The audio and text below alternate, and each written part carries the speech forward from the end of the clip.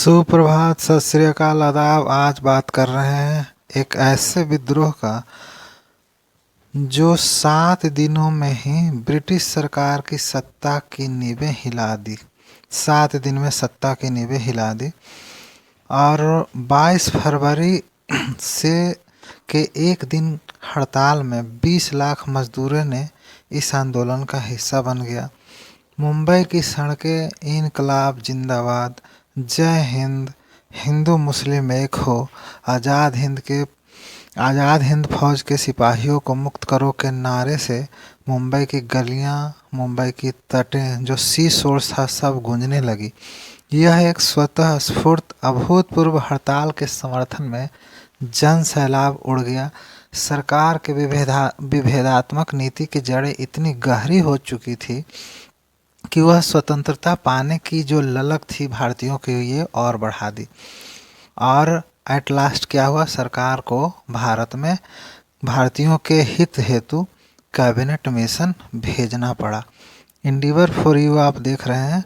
और आज हम बात कर रहे हैं रॉयल इंडियन नेवी विद्रोह 1946 के बारे में। प्रश्न इस तरह से बनाया गया है, जो प्रश्न आप कम सुने होंगे, कुछ प्रश्न आपके जानकारी का होगा, कुछ नहीं भी हो सकता है, लेकिन हर तरह के प्रश्न लिए गए हैं और प्रश्न दोनों भाषाओं में है। तो आप देखते रहिए, एक एक प्रश्न, एक एक उत्तर और सवाल का जवाब देते रहिए। इसमें करीब करीब 1100 जो सेलर थे शिप्स के, वो सारे ने भाग लिया और 46 में हड़ताल कर दिया था। तो चलिए प्रश्न सवाल जवाब वन लाइनर के रूप में शुरू करते हैं। स्वतंत्रता संघर्ष के समय भारत में नौसेना विद्रोह कब हुई? व्हेन डिड द नौसेना विद्रोह which is also known as Royal Indian navy mutiny take place in India during the freedom struggle? ये डेट था 18 फरवरी 1946। देखिए, विद्रोह 18 फरवरी से शुरू हुआ और ठीक 7 दिन बाद 25 फरवरी को ख़त्म हो गया। हम ध्यान देते रहिए। नौसेना विद्रोह के जहाज़ का नाम क्या था? What was the name of the ship of Royal Indian Navy Mutiny? इसका नाम था INS तलवार। और इस शिप को HMIS तलवार भी बोलते हैं। HMIS stands for his majesty's Indian ship, मतलब हिज मजेस्टी ब्रिटिश सरकार को, जो यहाँ का जो शासक था उसको बोला जाता था। अब देखिए, इसी से संबंधित एक वर्ड आया है, रेटिंग्स। किसे कहा जाता है? हु वेर कॉल्ड रेटिंग्स या रेटिंग्स। तो रॉयल इंडियन नेवी के सिग्नल्स प्रशिक्षण संस्थान INS तलवार, जो जहाज का नाम था, के गैर कमीशन्ड अधिकारियों और सिपाहियों को रेटिंग्स कहा जाता था। इंडियन नेवी के सिग्नल, देखिए ये ध्यान रखिएगा कि ये सारे विद्रोह करने वाले, जो शुरुआत करने वाले सारे थे, ये सिग्नल्स ट्रेनिंग इंस्टीट्यूट के थे, तो इसलिए उन्हें रेटिंग्स कहा जाता था। नेक्स्ट सवाल जो आपके सामने है कि नौसेना विद्रोह का क्या कारण था? देखिए, बहुत शॉर्ट में है और ये थोड़ा सा आपको लगेगा कि सब्जेक्टिव है, लेकिन समझिए वन लाइनर सब्जेक्टिव है। What was the reason of Royal Indian navy mutiny? इसका मुख्य वजह था, जो तत्कालिक कारण था, ये खराब खाने की शिकायत के कारण।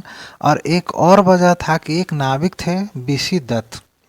बीसी दत्त एक्चुअली में क्या किए कि जहाज के दीवारों पर लिख दिए, अंग्रेजों भारत छोड़ो। बस ये लिखने के कारण उनकी गिरफ्तारी कर ली गई और इस वजह से पूरे सैनिक विद्रोह पर उतारू हो गए। नेक्स्ट सवाल देखिए, जब विद्रोह हुआ तो कोई न कोई लीड कर रहा होगा। नौसेना विद्रोह के नेता कौन थे? Who was leading the royal Indian navy mutiny? ऐसा नहीं समझिएगा कि RIN रिंस साबुन या सरफ का कोई नाम है, ये म्यूटिनी है जिसको शॉर्ट में लिखा गया है रॉयल इंडियन नेवी म्यूटिनी। हाँ, रॉयल इंडियन नेवी विद्रोह। तो इसके नेता थे MS खान। और उस समय एक कमेटी बना था, Naval central strike committee. Strike करने के लिए कमेटी बना था नाविकों का। जो नेवी के अधिकारी कर्मचारी थे, उसके ये प्रेसिडेंट भी चुने गए थे। और एक और आदमी थे जो पेटी ऑफिसर टेलीग्राफिस्ट थे, मदन सिंह इनका नाम था। ये जो नेवल सेंट्रल स्ट्राइक कमेटी बना था, उसके ये वाइस प्रेसिडेंट चुने गए थे। फिर नेक्स्ट सवाल है कि जब ये सारा कुछ हो गया तो आपको जानना ये भी ज़रूरी है कि ये जो रिन म्यूटिनी है, रिन साबुन वाला नहीं, रॉयल इंडियन नेवी म्यूटिनी कहाँ हुआ था? नौसेना विद्रोह कहाँ हुआ था? Where RIN mutiny took place? Mumbai में। नेक्स्ट सवाल देखिए कि इस विद्रोह को स्लो डाउन स्ट्राइक भी कहा जाता है। Which revolt is also known as slow down strike. तो इसी को बोला जाता है रॉयल इंडियन नेवी म्यूटिनी। अब स्लो डाउन क्यों बोलते हैं कि ये जो रेटिंग्स थे, सिग्नल्स के जो अधिकारी कर्मचारी थे, ये इन्होंने अपने में तय किया कि स्ट्राइक करेंगे और ratings would carry out their duties slowly. अपना काम ये लोग जान के धीरे धीरे इंटेंशनली करते थे। मतलब जो वर्क का जो रेट था, वर्किंग रेट, उसको इन्होंने स्लो डाउन कर लिया, इसलिए इनका नाम हो गया इस आंदोलन का स्लो डाउन स्ट्राइक। नेक्स्ट सवाल आपके सामने है, नौसेना जहाज HMIS तलवार का कमांडर कौन था? देखिए अब कमांडर कौन था, who was the commander of HMIS तलवार? इसका नाम था FM किंग। नेक्स्ट सवाल आपके सामने है, नौसेना विद्रोह का प्रभाव किन किन क्षेत्रों में पड़ा? Which areas were mostly affected by the RIN mutiny?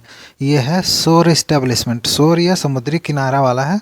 समुद्री किनारा जैसे कराची का मनोरा आइलैंड है, उसके बाद कानपुर है। कानपुर जो उस समय का जो रॉयल एयरफोर्स का बेस था, साउथ एशिया का सबसे बड़ा, और मद्रास, कलकत्ता, मंडपम, विशाखापट्टनम और अंडमान द्वीप समूह में। और इसका प्रभाव विदेशों में भी पड़ा था, भारत के बाहर सिंगापुर, बहरीन और इंडोनेशिया में। भारत के जहाँ जहाँ नाविक के उस समय व्यापार का संबंध था, आना जाना होता था, उससे संबंधित जहाँ भी विद्रोह की ज्वाला चिंगारी जली, वहाँ वहाँ के लोगों ने विद्रोह कर दिया। नेक्स्ट सवाल जो आपके सामने है, नौसेना विद्रोहियों का साथ न गांधी जी ने ना ही कांग्रेस ने दिया। अब सोचिए, पूरा देश स्वतंत्रता संग्राम लड़ रहा है, लेकिन नौसेना विद्रोह का साथ उस समय का जो मेन मुखौटा था भारत का मुंह, कांग्रेस पार्टी और गांधी जी, इन्होंने साथ ही नहीं दिया। परंतु सिर्फ एक कांग्रेसी थे जो विद्रोहियों का साथ दिया। उनका नाम क्या था? Neither Congress nor Gandhi supported the navy mutiny. The only leader from the Congress who supported what was his name? इनका नाम था अरुणा आसफ अली। ये मुंबई से बिलोंग करते हैं। और एक दो जो कांग्रेस के लोकल लीडर थे फ्रॉम मुंबई, उन्होंने भी इसका साथ दिया था। और इसी से संबंधित एक सवाल और है। देखिए, सवाल का संख्या बढ़ाने से नहीं मतलब है, आपको जानकारी पहुंचाना मेन मकसद है। The only political party that supported the mutineers was the communist party of India. नौसेना विद्रोह को सपोर्ट करने वाला ये पार्टी था। नेक्स्ट सवाल है जो आपके सामने, ये है, विद्रोह को दबाने के लिए लॉर्ड बाइबल, जैसे जानते हैं कि 1857 क्रांति में, हाँ, जितने भारत के क्रांतिकारी थे उतने ही जनरल नियुक्त कर दिए गए थे। झांसी में, कानपुर में, दिल्ली में, पटना में, हर जगह जो इधर से भारत के विद्रोही लक्ष्मीबाई, उधर से अंग्रेज नायक रहते थे, उसको दबाने के लिए। इसी तरह से विद्रोह को दबाने के लिए लॉर्ड बेबल ने किस नेवी अधिकारी को त्रिंकोमाली से बॉम्बे भेजा? Lord Wavell had ordered which navy officer to sail full steam from Trincomalee in Ceylon. देखिए, ये सिलोन में जगह है, to Bombay to crush the mutiny, विद्रोह को दबाने के लिए।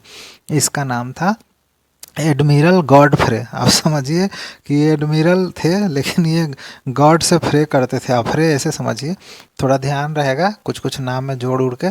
God अफ्रे, head of naval forces in India, threatened to destroy the royal Indian navy. देखिए, ये आए थे कि पूरा रॉयल इंडियन नेवी को ही डिस्ट्रॉय कर देंगे। और 7 शिप्स इंक्लूडिंग HMS ग्लासगो। देखिए, ये नाम सुनने से आपको लगता होगा कि इस नाम से एक ग्लासगो यूनिवर्सिटी भी है। तो ये शिप लेके आए थे, most powerful warship in Indian ocean, उस समय का यही था। यही लेके वहाँ से ये आए थे इंडियन म्यूटिनी, ये जो नवल म्यूटिनी को क्रश करने के लिए। फिर एट लास्ट क्या हुआ? विद्रोहियों को आत्मसमर्पण करने के लिए किन नेताओं ने मनाया? Who persuaded the mutineers to surrender? सरकार के दमनात्मक रवैये से चिंतित कांग्रेसी नेता वल्लभ भाई पटेल और लीग के जिन्ना ने नाविकों का आत्मसमर्पण कराया। और क्या हुआ, कब समर्पण हुआ? 23 फरवरी 1946 को। और इसमें देख लीजिएगा 23 फरवरी या 25 फरवरी, क्योंकि आंदोलन 7 डेज चला था। नेक्स्ट देखते हैं कि इसमें करीब 228 सिविलियन आम आदमी मारे गए और 1046 were injured during the directly approach through email Indian endeavour for you आप देख रहे हैं।